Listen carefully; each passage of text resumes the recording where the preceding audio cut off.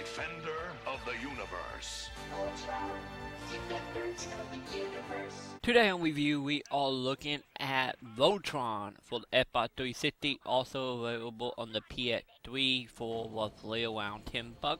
Voltron pretty much is a dual-stick shooter which follows some of the events from the classic American version of Go Lion, which is called Voltron Force, and the story pretty much followed the event of the TV show, but not exactly as you might remember them. The game itself actually used scenes from the classic anime, but the only issue here is the scenes doesn't exactly match what is going on with the game itself. For example, be in one of the videos, Voltron Force is fighting in a desert, and in the level that followed the cutscene, you are in the woods.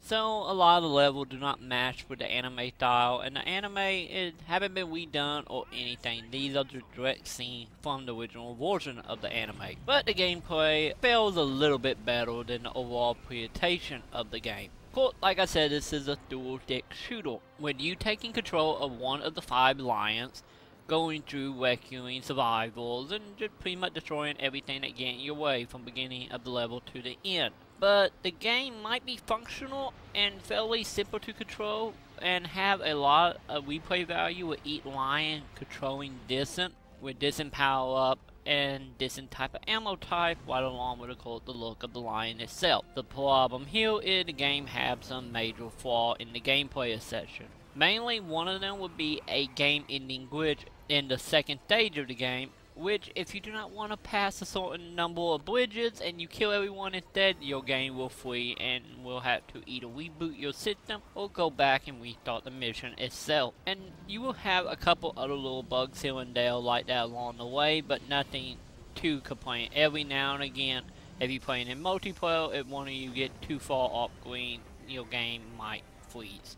Mainly this is noticed when you are doing space battle with your lion of choice. But everything outside the glitches in the game and not comparing to the actual cutscene, it actually can be pretty fun. Especially if you have 2 or more people playing along, also will add a little bit more variety and help with some of the battle. Because some of the battle can be a little difficult. Some of the monsters and tanks and other objects you will be fighting seem to be overpowered in certain sections. And then the very end of the game, the last 2 levels seem extremely off balance, and the difficult level just goes from like 3 to 10 in a matter of 1 level. So this game can cause a little bit of frustration near the end of the game, which in some cases might be settled by setting it down to a lower setting, but even then you can bet a challenge from the last couple stages in this. So as far as when you actually in combat, you also have a second stage, which is not just fighting a lion. If your lion takes too much damage, your pilot of choice will be kicked out of the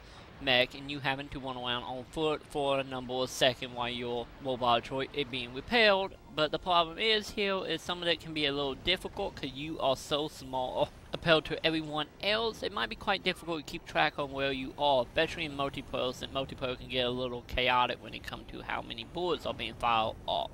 And then of course, at the end of every couple of levels, you actually play as Voltron, which did boil down to a whole bunch of like mini game to settle the combat, as far as trying to get a little ball inside of a circle to do more damage, button combination, or just having like Gaunt Flame, but a loading ball coming up to actually form to attack. And then in the cutscene, when you actually form Voltron, you have little QTEs event, which is just, you can't really fail them, it just adds more points to your overall score, which can be, of course, show up on the leaderboard like always with all of these types of games. So overall, Voltron is an entertaining game, especially if you have friends to play with, even if it's extremely unbalanced. So I can't help but recommend it to anybody that's just looking for a game to kill a couple hours. It's not good, it's not great, but it sure can be fun every now and again.